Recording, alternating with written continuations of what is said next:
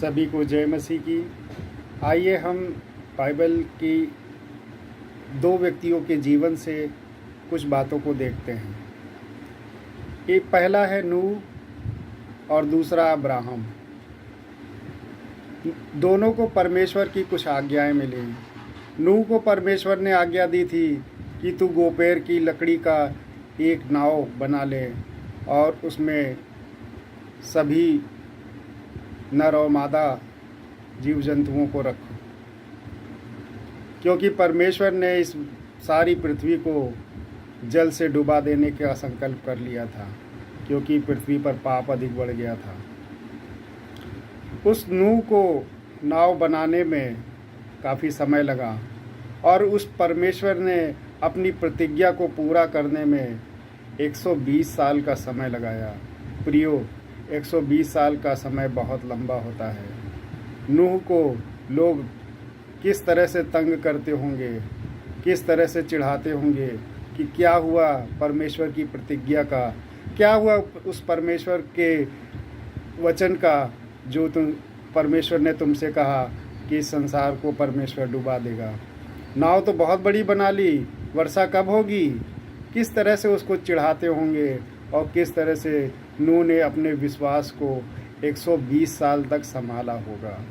प्रियो, हमको भी अपने विश्वास को इसी तरह से संभालना है और परमेश्वर की बाट जोनी है, क्योंकि नूह एक ऐसा धर्मी व्यक्ति था जो सारी पृथ्वी पर परमेश्वर की नज़र में धर्मी था और परमेश्वर ने उसको और उसके बेटों को और बहुओं को ही बचाने का संकल्प लिया और बाकी सभी को परमेश्वर ने इस पृथ्वी पर से सबका नामो निशान मिटा डाला था।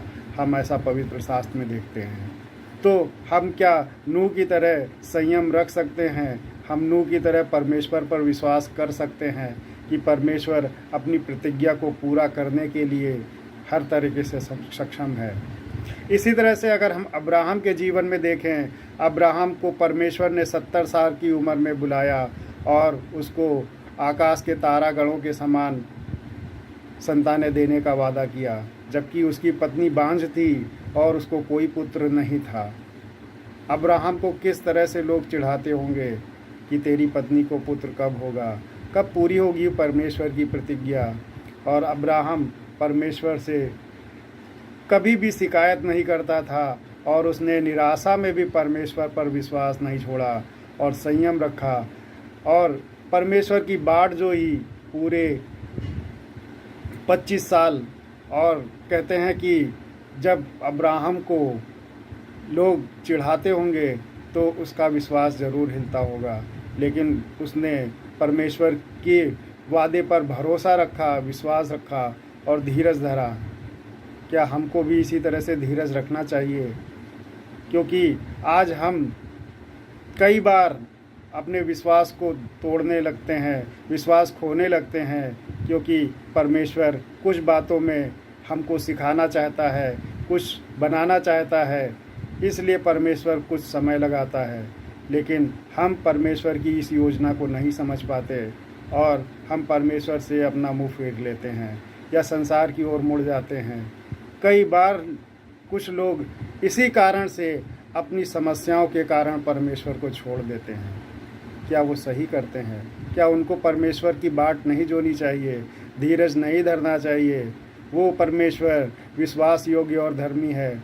वो अपने वादे को कभी भी नहीं तोड़ता है और अपने वादे को पूरा करता है, जैसे उसने नूह के जीवन में पूरा किया और वर्षा हुई, सारी पृथ्वी से उस परमेश्वर ने पाप को मिटा डाला था। अब्राहम के जीवन में उसको पुत्र दिया और उसके वंशजों को इतना बढ़ाया कि वो वाकई आकाश के तारागणों के समान थी। तो परमेश्वर विश्वास योग्य है। हमें परमेश्वर पर भरोसा रखना चाहिए, उस पर विश्वास करना चाहिए, उसकी बाट जोनी चाहिए, ना कि उससे अपना मुंह फेरना चाहिए। प्रियो, परमेश्वर के विश्वास योग्य बने रहो। परमेश्वर आपके जीवन में आपकी प्रतिज्ञा को ज़रूर पूरा करेगा जो उसने आपसे वादा किया है। सभी को जय मसीह की।